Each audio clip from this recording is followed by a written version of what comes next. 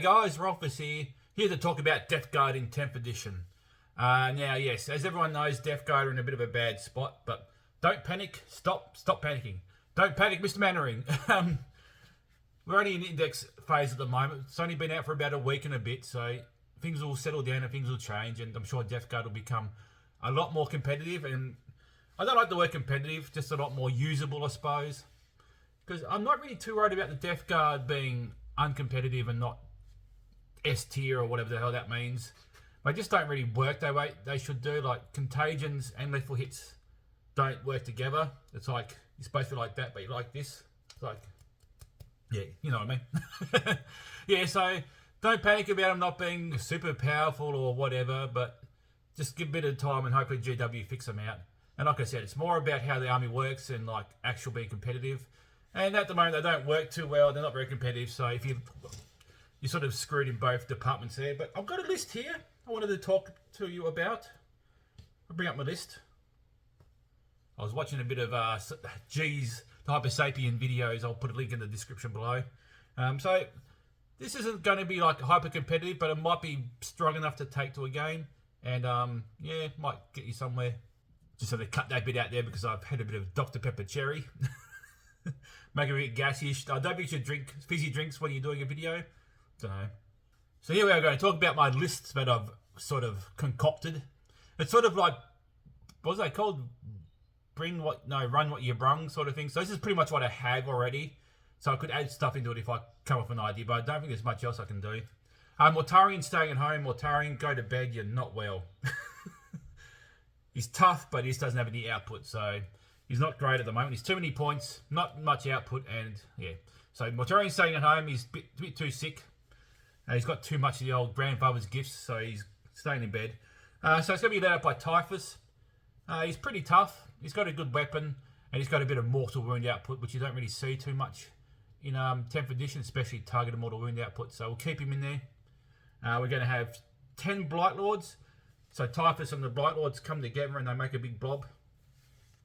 2 units of 10 plague marines with 5 graded plague weapons, 1 on the champion, and 4 of the little blade weapons on the normal guys, and 1 plasma gunner.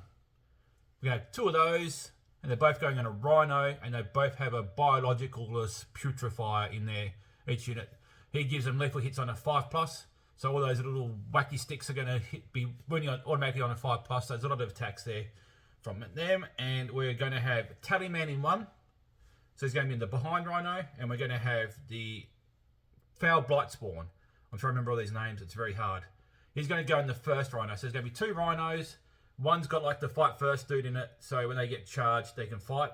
And that one's going to Tallyman in it. He gives him a +1 to hit. And he can get some CP back.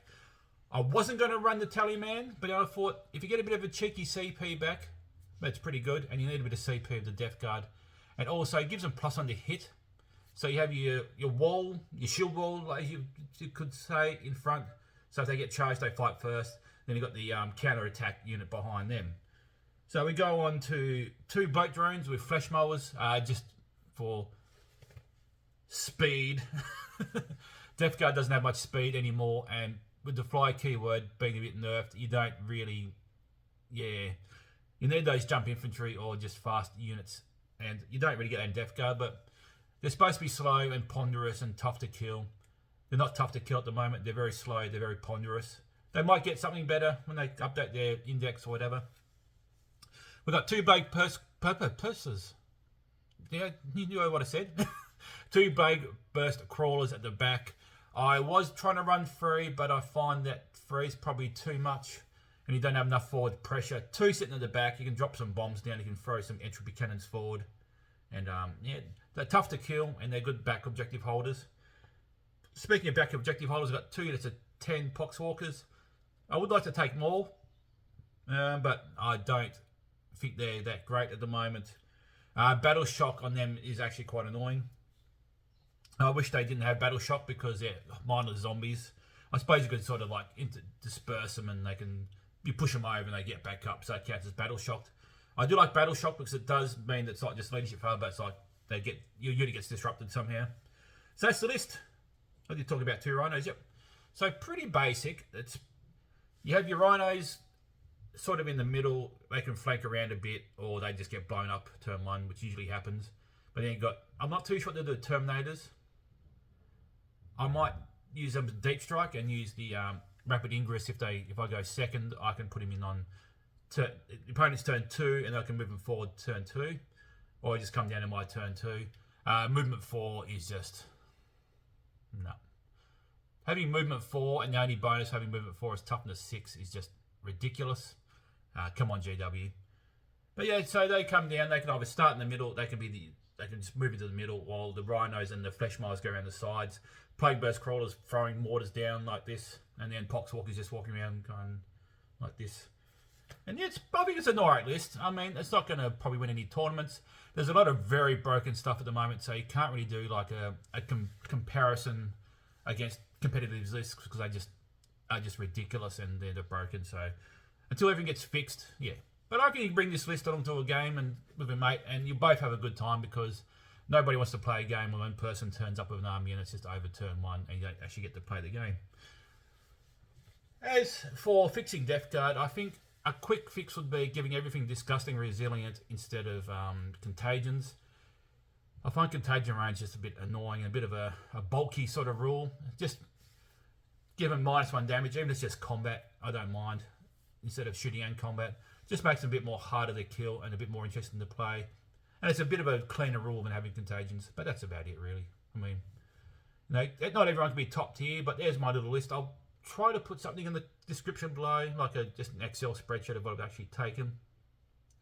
But yeah, so Terminator's in the middle, Rhinos on the outside, Flesh Miles on the outside, Plague Burst Scrolls at the back, and Poxwalker's just holding on the back line.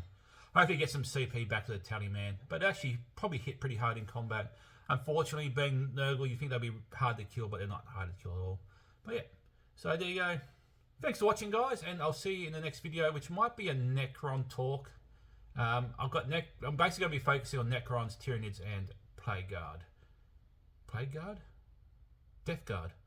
3 armies this edition. So we might talk about Necrons, because I sort of know about Necrons, whereas Tyranids I haven't really looked too much into, because they've got a lot of new models. And I sort of want to have the data cards in front of me. I'm only using PDFs. So Necrons next time. I'm going to try this list out in a game on Tabletop Simulator. I'll see how it goes, and I'll try to update you in the next video, or maybe do a cheeky YouTube post or whatever. Thanks for watching, guys, and I'll see you guys next time. Bye.